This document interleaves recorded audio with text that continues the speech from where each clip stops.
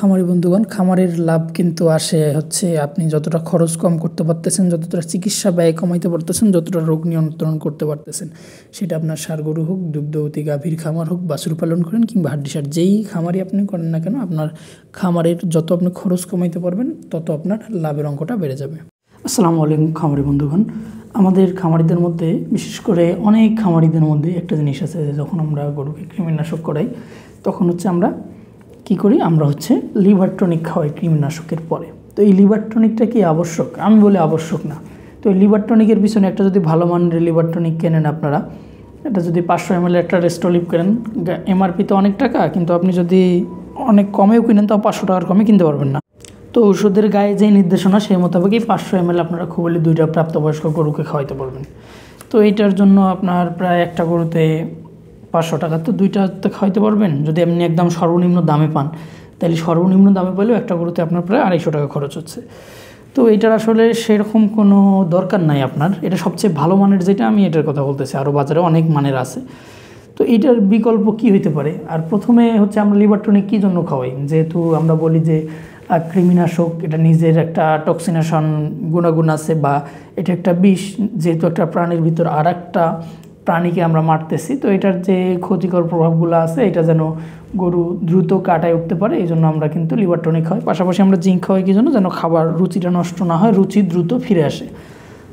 তো এই যে টক্সিনেশন, এই সেই এত কিছু আমাদের, তো এগুলো কিন্তু আমরা খুব কম দামি জিনিস থেকে এই জিনিসগুলো পেতে পারি। কিভাবে? আমরা যদি খাবার সোডা খাওয়াই, খাবার সোডাকে কিন্তু ইউরোপীয় ইউনিয়ন খাদ্যপণ্য হিসাবে বহুত আগেই স্বীকৃতি দিছে। তো এই খাবার সোডার কিছু গুণাগুণ আছে। এটার একটা গুণ হচ্ছে, এটা হচ্ছে অ্যান্টি ইনফ্লামেটরি। তো অ্যান্টি ইনফ্লামেটরি মানে হচ্ছে এটা হচ্ছে যে এই যে জ্বলা পোড়া হয়, প্রদাহ হয়, এই জিনিসটা রোধ করতে পারে কিন্তু এই খাবার সোডা। এই খাবার সোডা কিন্তু আপনার পশুর রুমেনকে ঠান্ডা রাখতে পারে, এটার একটা সুদিং গুণাগুণ আছে।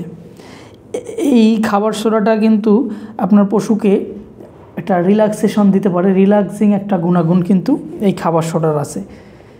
এছাড়াও অ্যান্টি ইনফ্লামেটরি বা হচ্ছে টক্সিনেশনের অ্যাগেনস্টে গিয়ে এটার একটা কার্যকারিতা কিন্তু আছে এই খাবার সোডা। তার মানে এই খাবার সোডাটা আমরা কিন্তু, যদি খাবার সোডাটা আমরা গরুকে কৃমিনাশক করার 2-3 দিন আগে থেকে খাবার সোডা, জিঙ্কটা খাওয়াই, আমরা লেবুর রস খাওয়াই, এর সাথে চিটা গুড় কিংবা গুড়, বর্তমানে যেহেতু চিনির দাম বেশি, এগুলো যদি আমরা একটু করে খাওয়াই তাহলে গরুর রুচি ইনশাল্লাহ ঠিক থাকবে। এরপরে আপনি কৃমিনাশক করাইলে গরু মানে যে একটা কৃমিনাশকের যেই ধকল, এই ধকলটা কম হবে ইনশাল্লাহ, পশু ধকলটা বুঝতে পারবে না।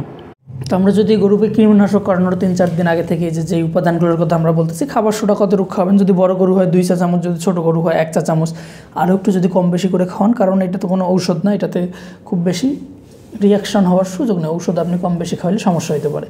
তারপরে আপনি জিঙ্ক কতটুকু খাওয়াবেন, যদি ছোটো গরু হয় 30-40 ml খাওয়াইলেন, বড় সাইজের গরু হলে 70-80 ml, 50 mlও খাওয়াইতে পারেন। আপনি খাওয়াই দিলেন, লেবুর রস খাওয়াইলেন, একটা লেবুর রস, চিনি গুড়, আপনি এক মুষ্টি, চিনির তো দাম বেশি, আপনি 100 গ্রাম 150 গ্রাম গুড় খাওয়াই দিলেন, অথবা চিটা গুড় হলে 250 গ্রাম খাওয়াইলেন।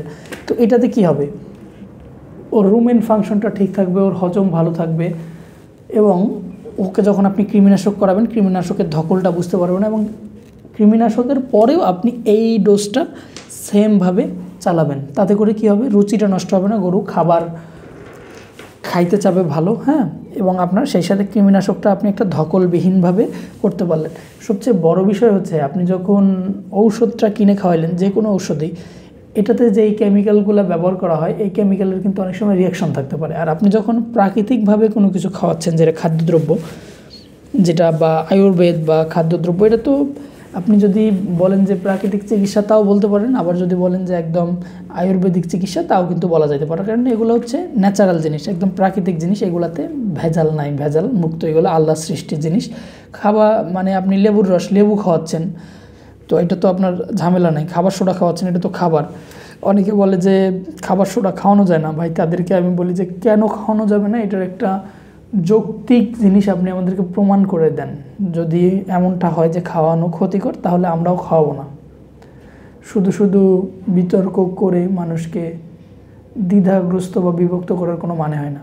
যদি আপনার কাছে প্রমাণ থাকে উপস্থাপন করেন, এমনটা হইলে যদি এটা করে ক্ষতি করে সেই প্রমাণ দিতে পারলে আমরাও এটা থেকে সরে আসবো ইনশাল্লাহ। তো এখন সিদ্ধান্ত আপনাকে নিতে হবে যে আপনি 500 টাকা খরচ করে একটা রেস্টোলিপ কিনবেন, নাকি হচ্ছে আপনি কিন্তু এই যে লেবুটা আপনি নিজেই একটা গাছ লাগাইতে পারেন, যেটা আপনার নিজের পারিবারিক চাহিদাও পূরণ করবে, পাশাপাশি আপনার বিভিন্ন সময় বিভিন্ন কাজে লাগবে। এছাড়া যদি আপনার বাড়িতে থাকে তাহলে তো হয়ে গেল। আর জিঙ্ক তো আপনি খাওয়াইতেনি, তার মানে জিঙ্কের জন্য আপনার আলাদা কোনো পয়সা খরচ করতে হচ্ছে না। খাবার সোডার দাম কীরকম এটা খামারি মাত্র সবাই জানেন। খাবার সোডার দাম খুব বেশি না, এখানে আপনার অতিরিক্ত লাগতেছে চিনি বা গুড় বা চিটা গুড় যেটা। তো আপনি যদি খামারে চিটা গুড় খাওয়ান সেক্ষেত্রে আপনার অতিরিক্ত করে কিনতে হচ্ছে না। যদি না খাওয়ান সেক্ষেত্রে আপনি এই যে আখের গুড় বা ঝোলা গুড় এই জিনিসটা কিনে এই সাপোর্টটা দিতে পারেন। এটা খুবই একটা ইফেক্টিভ, একটা পরীক্ষিত একটা বিষয় এবং সবচেয়ে বড় কথা ন্যাচারাল। তো এই বিষয়গুলা এইভাবে খোলামেলা অনেকেই বলতেছে না, অনেকেই বলতে কেউই বলে না।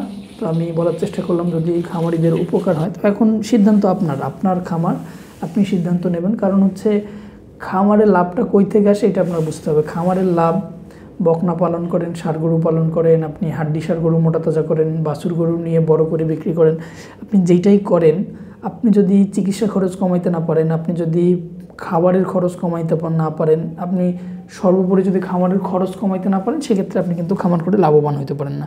খামারের লাভ আসে হচ্ছে আপনি যতটা খরচ কম করে গরু পালন করতে পারতেছেন সেখান থেকে। তো খাবারের খরচ কমানোর জন্য কিন্তু আমাদের এই প্রচেষ্টা। যদি আমার ভিডিওটা ভালো লেগে থাকে সেক্ষেত্রে আমার চ্যানেলটা সাবস্ক্রাইব করে বেল বাটন টিপে দেবেন। আজকের মতো বিদায় নিচ্ছি, আল্লাহ হাফেজ।